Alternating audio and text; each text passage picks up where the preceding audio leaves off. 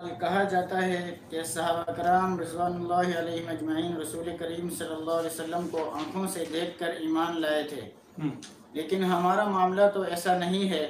ہم نے تو آپ صلی اللہ علیہ وسلم کو بن دیکھے مانا ہے، بس اس سے پتہ چلا کہ ہمارا ایمان ان کے ایمان سے زیادہ قوی ہے۔ پھر یہ بھی ہے کہ کچھ روایات ایسی ملتی ہیں جو ہماری قوت ایمانی پر دلالت کرتی ہیں۔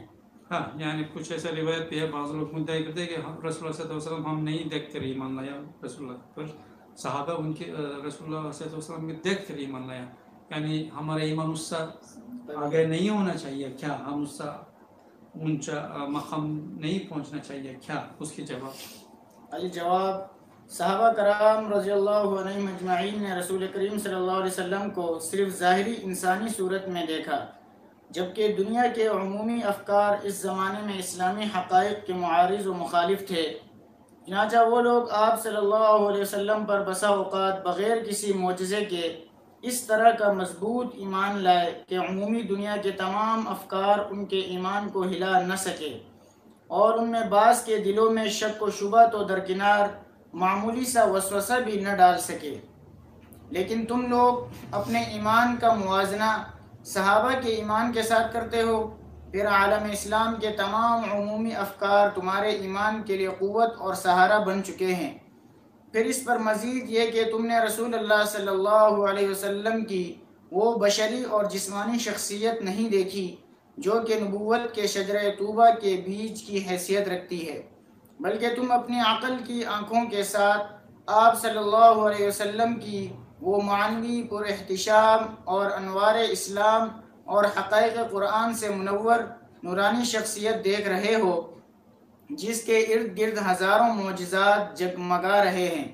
پھر بھی تمہارا یہ ایمان کسی یورپین مادی فلاسفر کی چند باتوں سے شبہات و وساوس کا شکار ہو جاتا ہے، اور دوسری طرف صحابہ کا ایمان ہے جو کہ تمام عالم کفر، نصارہ، یہود اور فلاسفہ کے ہجوم کے سامنے ذرہ برابر بھی ڈگمگاتا نہیں۔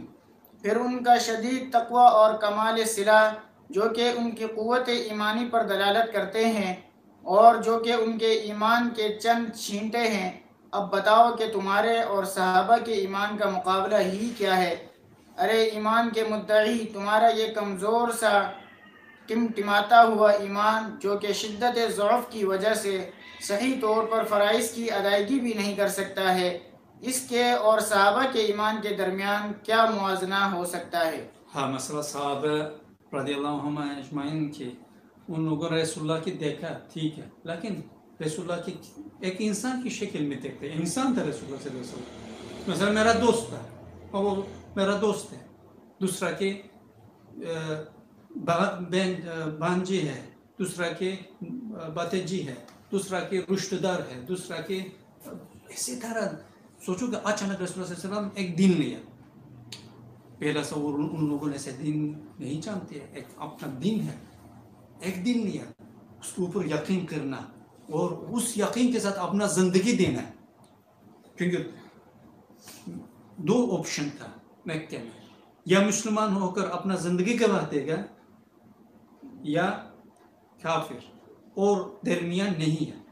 یہ سوچو کہ حضرت ابو بکر کے دوست ہے، دوسرا رسول اللہ کے چاچا ان کے بھتیجی ہے، دوسرا کی بہن جی ہے، یعنی لوگ کہتے ہیں یعنی نارمل انسانی لحاظ سے دیکھا، لیکن اس کے باوجود بھی اس سے لیا ہوا دین کیا ہے، ایمان کیا، قرآن کیا، ایسا ایک ایمان لایا پورا دنیا ان کی متزلزل نہیں کرتی۔ ابھی ہم کیا کرتے ہیں، 1400 سال گزرا ہے، اور 1400 سال 1200 سال اسلامیت پورا دنیا کا حکومت کیا ہے، اس کے بعد ابھی تقریباً 1,500,000,000 لوگ مسلمان ہیں، یعنی دنیا کے 5 حصے سے 1 حصہ مسلمان بن چکے ہیں۔ کتنا مسلمان ممالک ہے وہ، اور رسول اللہ صلی اللہ علیہ وسلم کے بارے میں ہم جتنا معجزات جانتے ہیں وہ پورا سا پورا ہمارا ایمان کے لیے ایک تقویہ قوت ہوتی ہے۔ اس کے باوجود ایک یورپین کافر فیلسوف کہتے ہیں کہ میں اوپر جایا کوئی اللہ نہیں دیکھا، یا دین کے بارے میں ایک کچھ بولتے ہیں، لوگ متزلزل ہونا، اپنا ایمان متزلزل ہونا شروع کیا، کیسے ہوگا، وہ فیلسوف یہ سائنسدان ایسا کہتے ہیں. وہ سائنسدان کون ہوتی ہے؟ اس کی لیول کیا ہے؟ یعنی دیکھو کسی ہم صحابہ تک پہنچے. صحابہ رسول اللہ کے دیکھ کر نارمل انسانی شکل میں دیکھا اور ایسے ایمان نہیں ہے کہ اس کے اوپر زندگی مال جان مال کیا کہتے تھے صحابہ؟ میرا ماں میرا باپ آپ کا فائدہ ہو یا رسول اللہ، میرا نفس یعنی اپنا زندگی ماں باپ پورا زندگی رسول اللہ کے لیے فدا کیا. حضرت ابوبکر ہجرت کے بعد اس سے پوچھا کہ اب اپنا گھر والوں کیا چھوڑا؟ اللہ اور رسول کی چھوڑا. دیکھو اپنا مال اپنا زندگی اپنا رشتہ دار ہر چیز رسول اللہ کے اور دین کے لیے قربانی کے لیے تیار ہے اور قربان بھی کیا. ایسے ایک صاحب ہے. ابھی ہم اتنے اسلامیت ہمارا وہ اسلامیت حق ہونا پر اتنے مسلمان لوگ گواہ ہیں. رسول اللہ صلی اللہ علیہ وسلم کے ہزاروں معجزات ہم سنا ہے دین کے بارے میں. ہم اتنا اسلامی ممالک اس کے گواہ ہے. اس کے باوجود ایک کافر کے تھوڑا سا بات میں ہمارا شک آ جاتی ہے. صحابہ کے شک ایسے ممکن ہی نہیں تھے کہ اسلام کے بارے میں شک آ جائے. ایسا پکا ایمان ایسا مضبوطی سے ایمان. کیونکہ اگر شک ہوتا اپنا جان نہیں قربان کر سکتا. اگر شک ہوتا اپنا ماں باپ اپنا مال قربان نہیں کر سکتا.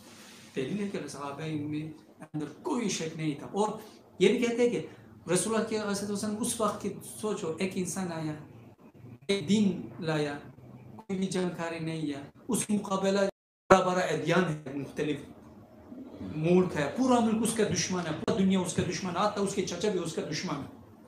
اس کے باوجود اس کا ایمان رکھنا لیکن یعنی ایک بیج کی حیثیت میں رسول اللہ اس وقت کے اسلام میں. کیونکہ نیا وہ بیج لگاتے ہیں لیکن وہ لوگ وہ بیج کا ایمان کیا. ابھی اسلامیت کہاں تک پہنچ گیا؟ ایک درخت بن گیا معنوی درخت. ہر جگہ سے دیکھا رہا ہے. اتنا پھل دیا اتنا اولیاء اصفیاء صدیقین شہداء وہ اسلامیت کے درخت سے نکلنے والا پھل ہے. اتنا نتیجہ دیا. اس کے باوجود بھی اس اثر کے کتنے لوگ اسلامیت سے نکلتے ہیں یا اپنا اسلامیت کے بارے میں شک و شبہ میں مبتلا ہے. اس جیسے لوگ کسی صحابہ درجے تک پہنچے. اس لیے کوئی بھی لوگ کے حق نہیں کہ ایسے دعویٰ کرے اور صحابہ درجے تک پہنچ سکے. ہاں رہی وہ روایت جو کہ حدیث شریف میں وارد ہوئی ہے اور جس کا مفہوم یہ ہے کہ آخری زمانے میں آنے والے وہ لوگ جو مجھے دیکھے بغیر ایمان لائیں گے وہ بہترین لوگ ہوں گے، تو وہ حدیث خصوصی فضیلت اور خصوصی اشخاص کے ارد گرد گھومتی ہے. لیکن ہماری یہ بحث کلی فضیلت اور اکثریتی اعتبار سے ہے.